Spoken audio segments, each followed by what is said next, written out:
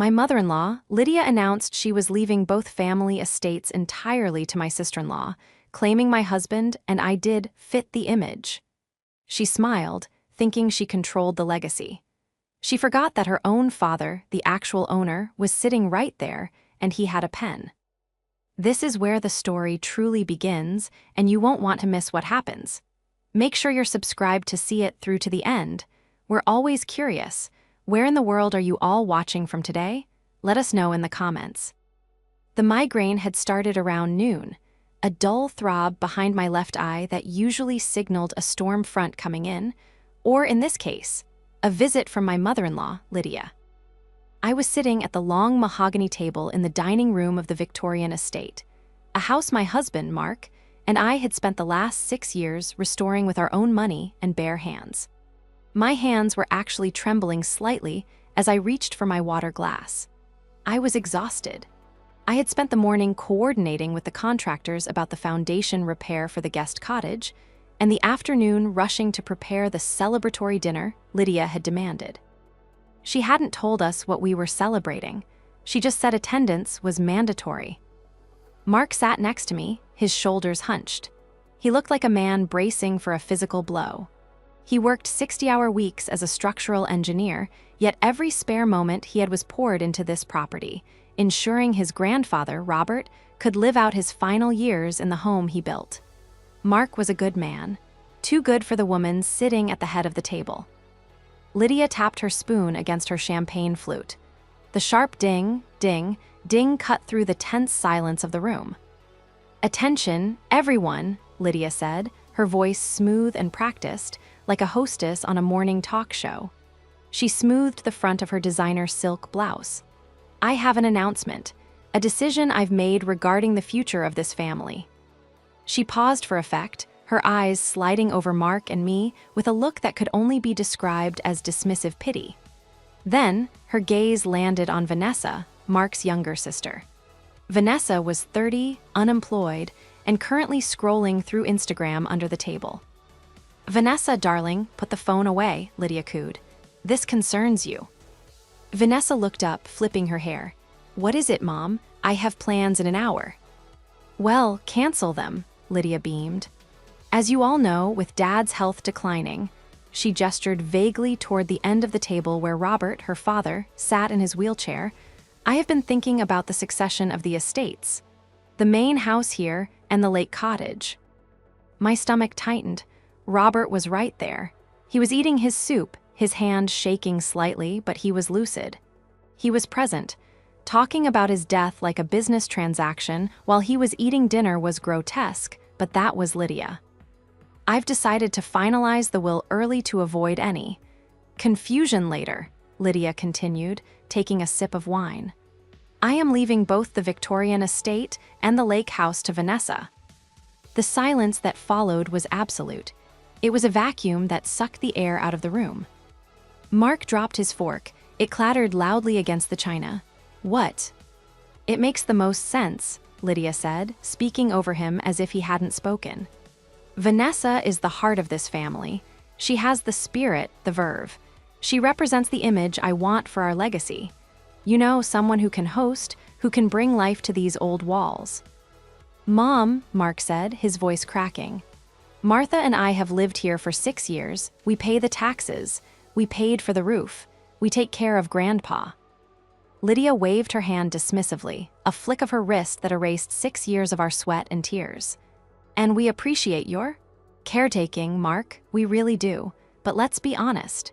You and Martha are functional, you're worker bees, you don't have the flair for ownership. Vanessa needs the security. You two can always rent an apartment nearby. I'm sure you'll land on your feet." I looked at Vanessa. She was beaming, a predatory grin spreading across her face. She didn't look at Mark. She didn't look at her grandfather. She just looked at the room like she was mentally rearranging the furniture. "Does Grandpa have a say in this?" I asked, my voice surprisingly steady despite the rage boiling in my blood. Lydia laughed. It was a cold, sharp sound. "Oh, Martha, Dad signed power of attorney over to me years ago. He trusts my judgment implicitly. Don't you, Daddy?" She didn't wait for Robert to answer. She just turned back to Vanessa and raised her glass. To the new mistress of the manor. I looked at Mark. His face had gone pale, stripped of color. He looked like a child who had just been told he wasn't wanted. I reached under the table and squeezed his hand hard. The betrayal wasn't just about the money or the house. It was the confirmati. On of what we had always feared.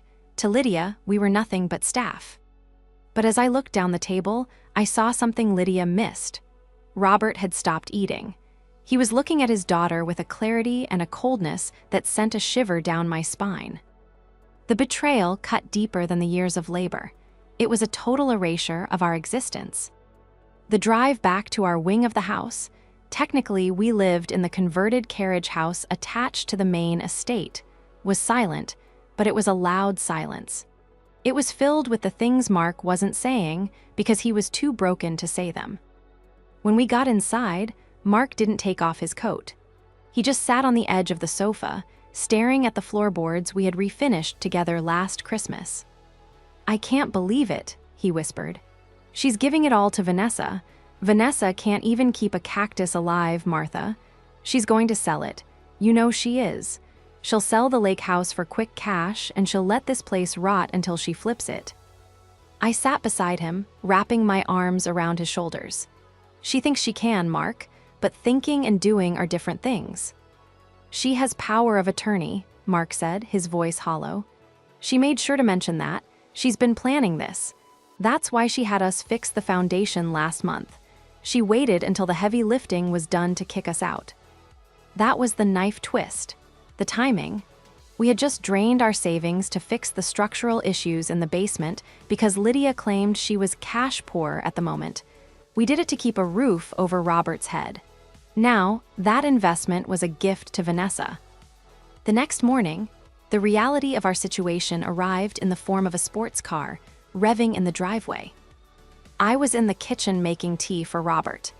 I took care of his morning routine, breakfast, medication, and reading the newspaper headlines to him, because Lydia usually didn't wake up until noon. The back door flew open, and Vanessa breezed in, wearing oversized sunglasses and holding a tape measure. She didn't knock. Why would she? It was her house now. "Morning, Martha," she chirped, not looking at me. She walked straight to the window treatments. "God, these drapes are hideous. Are these original? They smell like old people." I gripped the handle of the kettle. "Good morning, Vanessa. Robert is sleeping in the next room. Keep your voice down." "Grandpa can sleep through a hurricane," she scoffed. She snapped the tape measure out, letting it retract with a loud thwack. "I'm thinking of blowing out this wall. Open concept, you know? Lydia said I could start renovations as soon as the papers are signed next month." "You're going to knock down a load-bearing wall in an 1800s Victorian?" I asked, trying to keep my voice neutral. Vanessa turned to me, pulling her sunglasses down her nose. "I'll hire people for the details, Martha. You worry too much. That's why Mom says you're aging so fast. You need to relax." She walked over to the counter, picked up an apple from the bowl, took a bite, and put it back. "By the way," she said, chewing loudly, "Mom wants you to start packing up the carriage house. I promised my yoga instructor she could move in there by August. It'll be a great income stream for me." My blood ran cold. August was 3 weeks away. "We have a lease, Vanessa," I lied. "We didn't. We had a verbal agreement with Robert from years ago." "Mom says since she's the executor and POA, previous agreements are void during the transfer," Vanessa smiled. It was a cruel, empty smile. "Nothing personal. It's just business. You guys understand, right?" She didn't wait for an answer. She wandered out of the room, tapping on the walls, humming to herself. I finished making the tea, my hands shaking with rage. I walked into the sunroom where Robert spent his mornings. He was sitting in his chair, looking out at the garden I had planted. "Here's your tea, Robert," I said softly, placing the cup on the small table beside him. He turned his head slowly. He was 89, frail, and often underestimated. People saw the wheelchair and the tremor and assumed the mind was gone too, but I knew better. I spent hours with him every day. I knew he listened. "She's measuring the walls," Robert rasped. His voice was like dry leaves scraping together. "Yes," I said, sitting on the ottoman beside him. "She is." "Lydia," he said, staring at the steam rising from the tea. "She always did like shiny things, never cared much for how they were built, just how they looked." "She wants to give it all to her, Robert," I said, my voice trembling. "Mark and we might have to leave." Robert turned his eyes to me. They were a piercing, watery blue. He reached out and placed his cold hand over mine. "Leaving is a choice, Martha," he whispered. "Ownership is a document." He tapped his finger against the side of his teacup. Tap, tap, tap. "She thinks she holds the pen," he muttered, almost to hymns. "Elf, but she forgot to check the ink." It was a strange thing to say, but with Robert, nothing was ever accidental. To understand the cruelty of what was happening, you have to understand the history. Mark and I weren't just living here, we were the life support system for the estate. I am a historical archivist by trade. Preserving things, documents, artifacts, homes, is literally what I do. When Mark and I moved in 6 years ago, the estate was crumbling. Lydia had been managing it, which meant she spent the maintenance budget on vacations to Cabo and networking galas. We stepped in because Mark couldn't bear to see his grandfather's legacy rot. We poured our salaries into the plumbing, the electrical work, the slate roof. We did it with the unspoken understanding, reinforced by Robert's gratitude, that this would be our home. But then there was Lydia. Lydia wasn't just a bad mother. She was a professional social climber who had never actually climbed anything. She described herself as a lifestyle consultant, though I never saw her consult anyone on anything other than how to spend money they didn't have. She was obsessed with appearances. To her, Mark, a structural engineer with dirt under his fingernails, was an embarrassment. He was too practical, too quiet. Vanessa, on the other hand, was Lydia's mirror. Loud, flashy, and utterly devoid of substance. Vanessa had launched 5 different businesses in the last decade, funded by Lydia, and by extension, Robert's dwindling accounts. A jewelry line, a life coaching brand, a dog walking app, all failed. But to Lydia, Vanessa was a visionary. That afternoon, after Vanessa's invasion, I went to check the mail. I found a heavy envelope addressed to Lydia. It was from a high-end law firm in the city. The return address was embossed in silver. Lydia was on the porch, sipping an iced tea, watching the gardener, who she only hired when she knew guests were coming, trim the hedges. "Is that for me?" she asked, extending a manicured hand without getting up. I handed her the envelope. "Looks legal." She ripped it open, her eyes scanning the document greedily. A smirk curled her lips. "Excellent," she murmured. "The draft is ready." "The draft for the will?" I asked, standing my ground. Lydia looked up over her sunglasses. "Yes, Martha. The transfer deeds. I'm having the notary come on Friday during the family barbecue. I want everyone to witness the transition. It's important for the community to see the torch being passed." "Friday?" I asked. "That's 3 days away." "Efficient, isn't it?" She folded the paper and tapped it against her chin. "Oh, and Martha, make sure the house is spotless. I've invited a few friends from the club. I want them to see how lucky Vanessa is." She wasn't just kicking us out. She was turning our eviction into a spectator sport.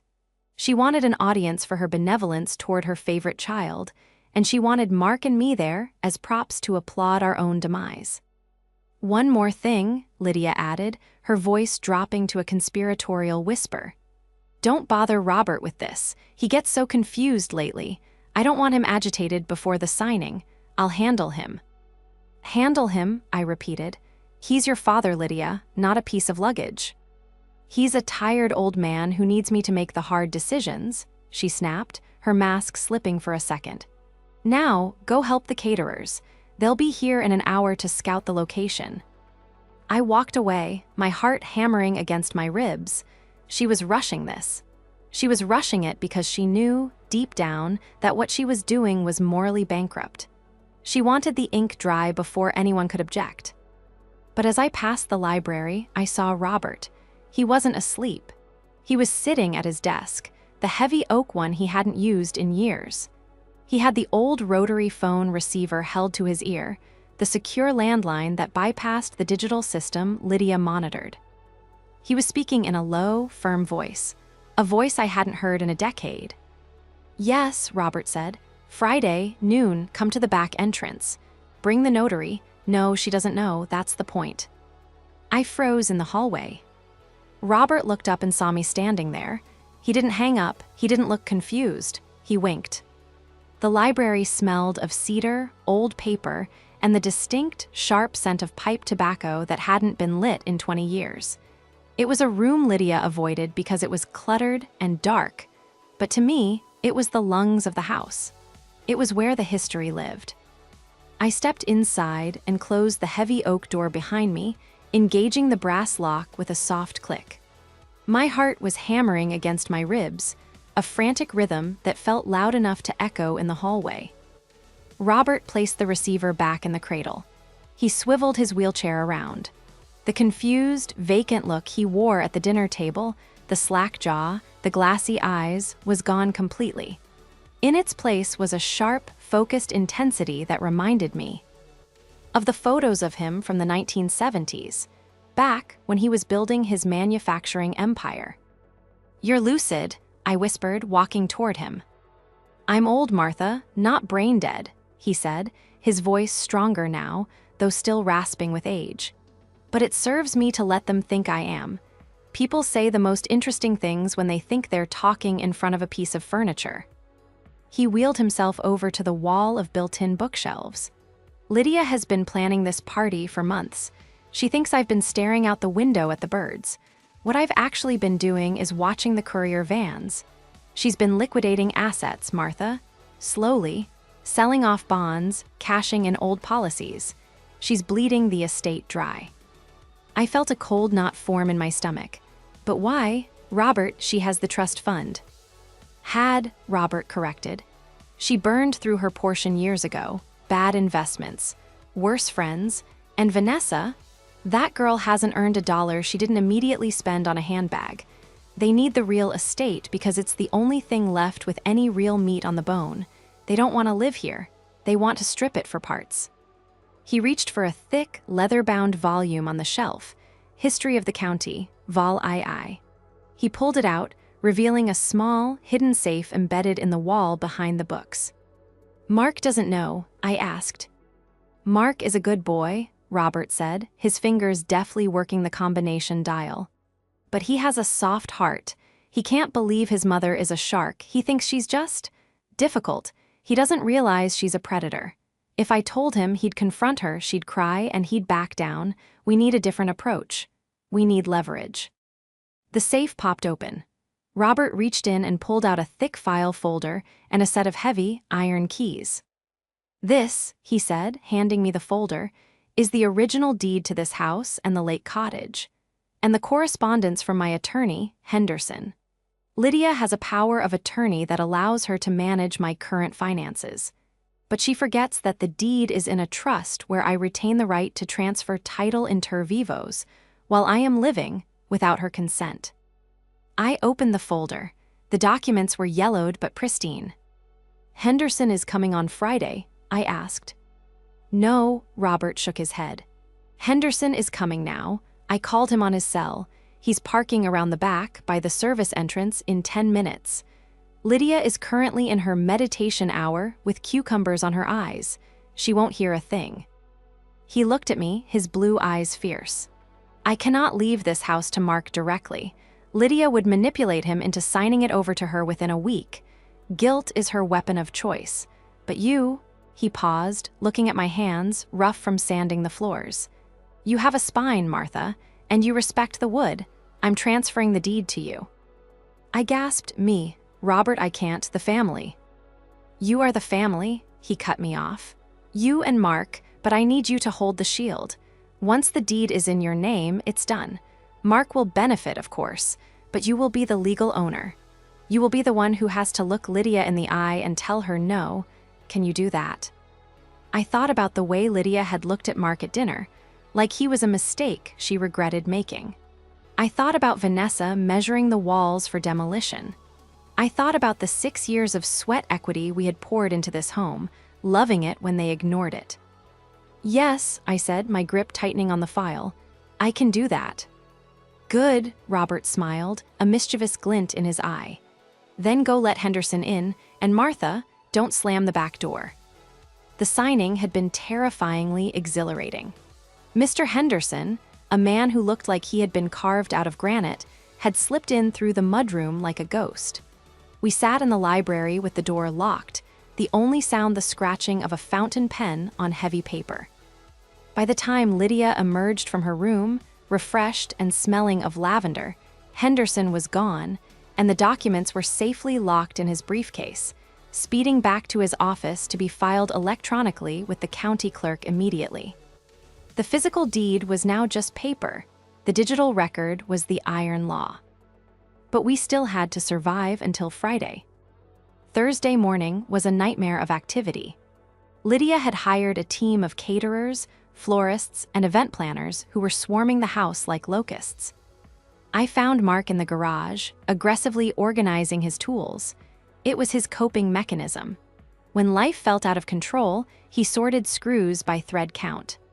"She wants me to park my truck down the street," Mark said, not looking up. He slammed a wrench into a metal drawer. "She said it's an eyesore and doesn't fit the aesthetic for the guests." "It's your house too, Mark," I said softly, leaning against the workbench. "Is it?" He turned to me, his eyes red-rimmed. "Because it feels like we're just squatters waiting." NG for the sheriff. Vanessa told me this morning she's already picked out a condo in the city she wants to buy with the liquidated assets from the lake house. She hasn't even got the keys yet, and she's spending the money. I walked over and put my hands on his shoulders. The urge to tell him everything, to tell him that the house was actually mine as of yesterday afternoon, was overwhelming. But Robert had been adamant. The reveal must be public. It must be absolute. If we tell them early, they will find a way to stop the filing or claim I was coerced. We wait for the trap to snap shut. "We need to go inside," I said. "Lydia is demanding a family meeting in the sunroom." "I can't take another lecture on gratitude," Mark muttered, but he wiped his hands on a rag and followed me. In the sunroom, Lydia was holding court. Vanessa was lounging on a chaise, flipping through a magazine. "Ah, there you are," Lydia said, not looking up from her clipboard. "Mark, I need you to power wash the patio. Martha, the florists need help setting up the trellis, and I need both of you to sign these." She pushed 2 papers across the glass coffee table toward us. "What are they?" Mark asked, picking one up. "Non-disclosure and liability waivers," Lydia said breezily. "Standard procedure. Since you'll be vacating the premises soon, I need to ensure there are no liabilities regarding the work you've done on the house. I don't want you coming back claiming you own a stake because you fixed a few pipes." "A few pipes," Mark's voice rose. "I rebuilt the entire septic system, Mom." "Don't raise your voice at me," Lydia snapped. "Just sign it. It also states that you agree to vacate the carriage house within 30 days of the title transfer on Friday. It's a clean break. It's generous, really. I'm giving you a month." I picked up the paper. It was a humiliating document. It essentially stripped us of any rights to claim compensation for the hundreds of thousands of dollars in labor and materials we had invested. "We aren't signing this," I said. My voice was calm, which seemed to annoy her more than shouting would have. Lydia dropped her clipboard. She took off her glasses and looked at me with cold, reptilian eyes. "Excuse me." "I said we aren't signing it," I repeated. "Mark, put the pen down." Mark looked at me, surprised by my tone, but he dropped the pen. "You are pushing your luck, Martha," Lydia hissed, standing up. "You are guests in my father's house. I have the power of attorney. I control the assets. If you don't sign this, I can have you removed by the police for trespassing the second the deed is signed on Friday. Do you want that? Do you want to be dragged out in front of the neighbors?" "I don't think you have as much control as you think you do," I said. I decided to fire a warning shot. "I saw the notices from the bank, Lydia. The ones in the trash in your office." The color drained from Lydia's face. Vanessa stopped flipping pages. You went through my trash, Lydia screeched, her voice pitching up an octave. I was emptying the bin because you fired the cleaning lady to save money, I countered. You're 3 months behind on your own condo fees in the city. You have a lien on your car. You aren't doing this for legacy. You're doing this because you're broke. The silence in the room was deafening. Mark looked from me to his mother, his eyes widening as the pieces clicked into place. Is that true? Mark asked, his voice low. Mom, are you selling the estates to cover your debts? Lydia's face twisted into a mask of ugly rage. She didn't deny it. Instead, she lashed out. How dare you? She screamed. You ungrateful little spy. You think you know everything. You know nothing. I am the matriarch of this family. I do what I must to maintain our standing. And if I have to cut off dead weight like you two to save the ship, I will. She pointed a shaking finger at the door.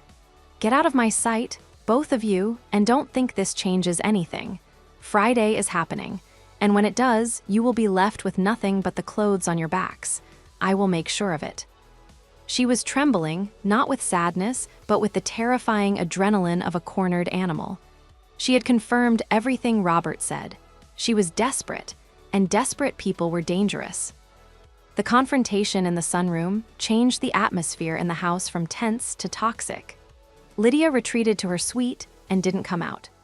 Vanessa, seemingly unbothered by the revelation that her mother was broke, probably because she assumed the house sale would fix everything, spent the evening loudly directing the caterers on where to put the champagne tower. Mark and I retreated to the carriage house. Mark was pacing the small living room, his hands running through his hair. She's broke, he kept saying. She's actually broke. She spent it all, Dad's life insurance, Grandpa's trust, all of it. She's been leveraging her EMAG. To get credit, I explained, sitting at the small kitchen table. But the credit ran out. That's why the rush. She needs the liquidity of the estate to pay off the sharks before they seize her personal assets. We have to tell Grandpa, Mark said, stopping in his tracks.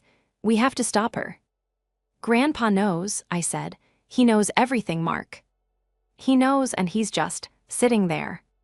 He has a plan, I said, choosing my words carefully. He's not as out of it as he seems. You have to trust me, Mark. Tomorrow is going to be hard, but you have to trust that there is a plan.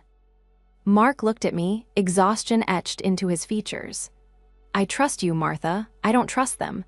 What if she tries something tonight? What if she tries to get him to sign something now? That was my fear too. Around 10:00 p.m., I saw lights turn on in the main house library. I crept across the courtyard and peered through the side window, hidden by the rhododendrons. Lydia was in there. She was tearing through the desk drawers. She was looking for something. Papers flew onto the floor. She opened the filing cabinets, slamming them shut when she didn't find what she wanted. She was looking for the deed, the original physical copy. She wouldn't find it. Henderson had taken the originals. Then I saw her pick up the phone, not the house line, but her cell. She was pacing frantically. I pressed my ear against the glass, but the double-paned storm windows muffled her voice. I could only see her expression. It was frantic, wild. She was gesturing at the empty safe she had discovered behind the books. She knew the deed was gone. She slammed the phone down and stormed out of the library, heading toward the stairs. Toward Robert's room. I didn't think, I ran. I burst through the back kitchen door and sprinted up the back servant stairs, taking them 2 at a time. I reached the landing just as Lydia was reaching for the handle of Robert's bedroom door. "Lydia," I shouted. She spun around, startled. Her hair was disheveled, her eyes manic. "Get away from me," she hissed. "I need to speak to my father." "He's asleep," I said, stepping between her and the door. "And you're in no state to speak to anyone." "He moved the deed," she shrieked. "Where is it? Did you take it? Did you steal it?" "I don't know what you're talking about," I lied, my heart pounding in my throat. "Maybe he sent it to the lawyer for tomorrow. Isn't that standard?" Lydia froze, the logic pierced through her panic. "The lawyer? Yes, Henderson. He probably requested the files for the transfer." She let out a shaky breath, trying to compose herself. She smoothed her silk robe, her mask sliding back into place, though it was crooked now. "Right," she muttered. "Of course. Henderson has it for the ceremony. It's fine. It's all fine." She glared at me with pure venom. "You're lucky, Martha. If you had touched those papers, I would have had you arrested tonight." She turned and walked away, back toward her suite. I waited until I heard her door lock. I turned and quietly opened Robert's door. The room was dark, lit only by the moonlight filtering through the curtains. Robert was lying in bed, his breathing steady, but as I watched, one eye opened. "She didn't find it," he whispered into the darkness. "No," I whispered back. "She thinks Henderson has it for the transfer." "Good," Robert closed his eye. "Let her sleep on that lie. It will make the truth tomorrow hit that much harder." I went back downstairs, my legs shaking. The investigation was over. The trap was set. The stakes couldn't be higher. Tomorrow, in front of 50 of the town's elite, Lydia was going to reach for a crown and find out she was holding a handful of dust. Friday arrived with a suffocating humidity that made the air feel heavy, like a wet wool blanket. It was fitting weather for a funeral, which was essentially what Lydia had planned for us, though she had dressed it up as a coronation. By noon, the estate's garden was transformed. White linen tablecloths fluttered in the breeze, crystal glassware sparkled under the midday sun, and a string quartet played Vivaldi in the gazebo. Lydia had invited everyone who mattered in the county, local politicians, members of the Historical Society, and her bridge club rivals. She wanted witnesses. She wanted to cement her status as the benevolent queen passing the crown to her chosen princess. I stood on the periphery near the catering tent, wearing a simple navy dress. Mark stood beside me, looking like he was about to vomit. He kept tugging at his collar. "I can't watch this," he muttered, his eyes fixed on Vanessa, who was twirling around the center of the lawn in a dress that cost more than our car. "I can't watch them steal Grandpa's home." "Stay," I said, gripping his arm. "Just wait, you need to see this." Lydia emerged from the house like royalty. She was wearing a cream-colored pantsuit and a wide-brimmed hat, channeling cinematic matriarch. She moved through the crowd, accepting air kisses and compliments, her laughter tinkling like broken glass. She deliberately ignored Mark and me. To her, we were already ghosts. At 1 o'clock, the music stopped. Lydia tapped a silver spoon against a microphone stand set up on the patio steps. The feedback whines silenced the crowd. "Thank you all for coming," Lydia announced, her voice projected across the lawn. She beamed, clutching her hands to her chest. "Today is a momentous day. As many of you know, my father, Robert, has been declining." She gestured to Robert. He had been wheeled out to the patio, dressed in his Sunday suit. He sat slumped in his chair, a blanket over his lap, looking for all the world like a man who didn't know what planet he was on. Lydia had staged him perfectly. "Because of his condition," Lydia continued, adopting a somber, pious tone, "the burden of managing this historic estate has fallen to me, and it is a heavy burden. But it is one I must now pass on to the next generation, to the person who embodies the spirit, the youth, and the vibrancy of this family." She swept her arm toward Vanessa, who stepped forward, feigning humility with a practiced smile. "I am thrilled to announce that today, I am formally transferring the deeds of the main estate and the lake cottage to my daughter, Vanessa. She is the heart of this family." Applause rippled through the crowd, polite social applause. "And," Lydia added, her voice hardening slightly as she glanced toward Mark and me, "this transition allows us to streamline our lives, to cut away the parts of the past that no longer fit our future.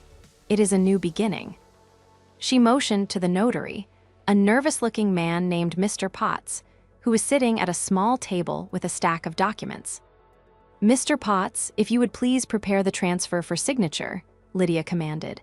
"I, as power of attorney, will sign on Robert's behalf." Mr. Potts adjusted his glasses. "Actually, Mrs. Lydia, I—" "Just the papers, Mr. Potts," Lydia snapped, her smile tight. "Excuse me." The voice came from the side of the patio. It wasn't Mr. Potts. A tall, broad-shouldered man in a charcoal suit stepped out from the shadows of the porch. He carried a leather briefcase. It was Mr. Henderson, Robert's longtime attorney. The crowd murmured. Henderson was a legend in legal circles here, a shark who rarely left his tank. Lydia froze. "Mr. Henderson, I didn't invite you. We have our own notary." "I am aware," Henderson said, his voice deep and carrying easily without a microphone. He walked up the steps, ignoring Lydia, and stood beside Robert's wheelchair. "However, I represent Robert directly, and there seems to be a misunderstanding regarding the assets you are attempting to transfer." Lydia laughed, a nervous, trilling sound. "Don't be silly. I have power of attorney. It's on file. I can transfer whatever I like." "You have power of attorney for management," Henderson corrected, opening his briefcase. "But you do not have the power to transfer assets that are no longer in your father's name." The silence that fell over the garden was absolute. The string quartet lowered their bows. "What are you talking about?" Lydia hissed, stepping closer to him, her back to the crowd. "Get out of here." "I'm afraid I can't do that," Henderson said. He pulled out a document stamped with the official county seal. He held it up. As of Wednesday afternoon, the title to this estate and the lake cottage was transferred inter vivos, a gift between living persons. The deed has been recorded. The electronic filing is complete. Lydia's face went gray. "Transferred? Transferred to whom? I didn't authorize that." "You didn't have to," Henderson said calmly. "The owner authorized it." Lydia spun around to look at Robert. He was still slumped in his chair. He can't authorize anything. He's senile. He doesn't even know what day it is." "Is that so?" Robert sat up. He pulled the blanket off his lap and tossed it onto the ground. He straightened his tie and looked his daughter dead in the eye. The senile old man vanished, replaced by the titan of industry he had once been.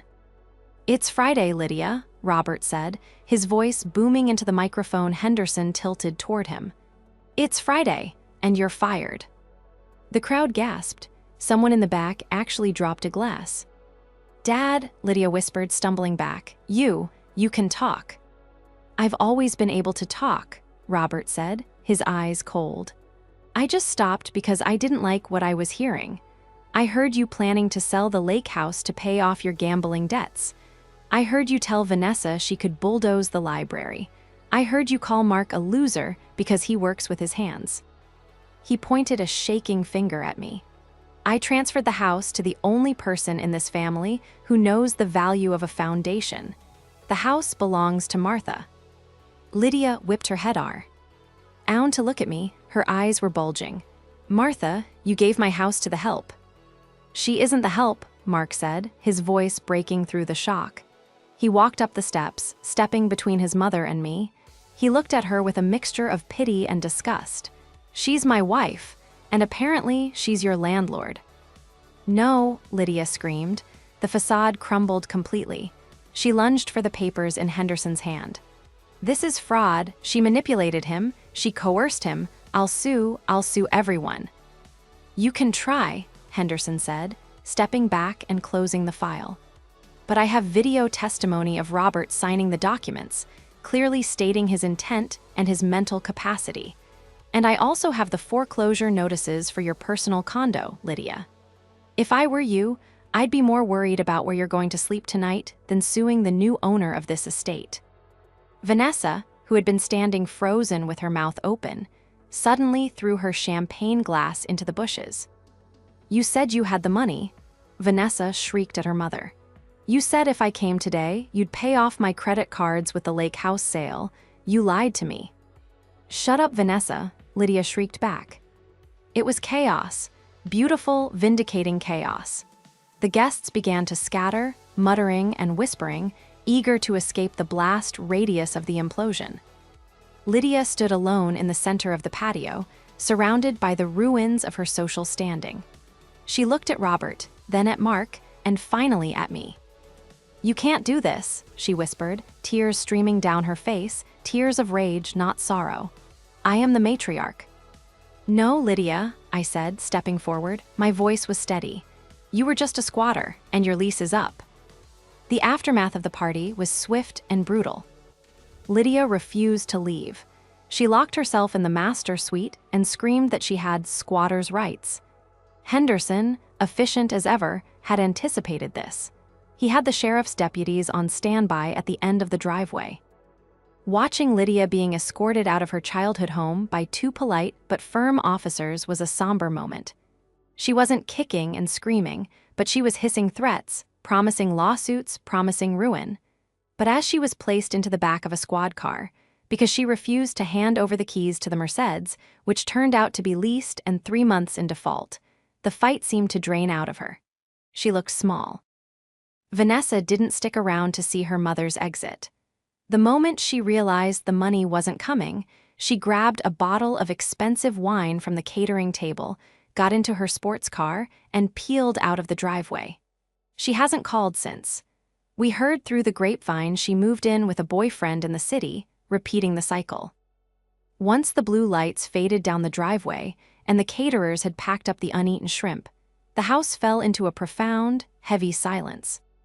Mark, Robert, and I sat in the library. The sun was setting, casting long, golden shadows across the floorboards.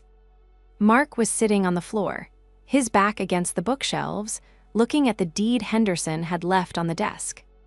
"I don't understand," Mark said quietly. "Grandpa, why didn't you give it to me? I'm your grandson, I would have taken care of it." Robert wheeled himself over to Mark. He reached down and rested his hand on Mark's head. "I know you would have, son," Robert said gently. "You have a heart of gold, you're loyal, and that's why I couldn't give it to you." Mark looked up confused. "I don't get it." "If I had given this house to you," Robert said, "Lydia would have been on your doorstep the next day crying. She would have told you she was homeless. She would have used your love against you. Within a year, you would have signed it over to her to help her. You would have set yourself on fire to keep her warm." Robert looked at me.